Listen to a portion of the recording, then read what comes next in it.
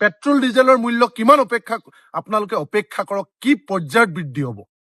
দিনটোত ব্যৱসায়িক চিলিণ্ডাৰ অৰ্থাৎ কমাৰ্চিয়েল চিলিণ্ডাৰৰ দাম একেটা দিনতে একেবাৰতে বৃদ্ধি হৈছে 993 টকা 993 ৰুপিজ। অৰ্থাৎ যোৱাকালি দিনটোলৈকে ব্যৱসায়িক চিলিণ্ডাৰ এটাৰ মূল্য আছিল 2322 টকা আৰু আজিৰ দিনটোত একেকোবে 993 টকা বৃদ্ধি হৈ গেছ চিলিণ্ডাৰৰ মূল্য হ'ল 3315 টকা। অৰ্থাৎ অসমৰ লগতে দেশৰ কেইবাখনো ৰাজ্যৰ ভোট গ্ৰহণ প্ৰক্ৰিয়া শেষ হোৱাৰ লগে লগে বিজেপিৰ যিটো আচল চৰিত্ৰ, মানুহৰ ডিঙি চুচি শোষণ কৰা যিটো নীতি,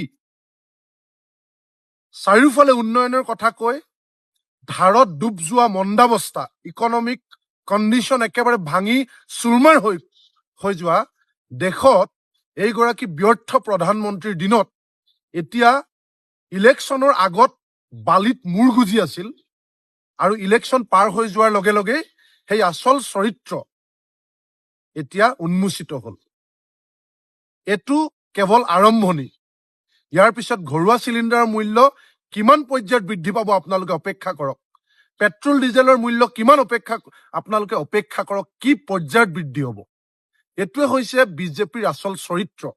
মানুহক প্ৰলোভন দি ঠগাৰ যদি একমাত্ৰ পাৰ্টিটো হৈছে এইটো বিজেপি, আৰু মানুহক ইলেকশ্যনৰ আগত লোজেন দি ঠগে যে মানুহক, এই যে আঁচনিৰ নামত মানুহক যে নচুৱাইছিল, এতিয়া অসমৰ লগতে দেশৰ জনসাধাৰণে চকুৰে সৰিয়হ ফুল দেখি কান্দিবৰ কাৰণে প্ৰস্তুত হওক।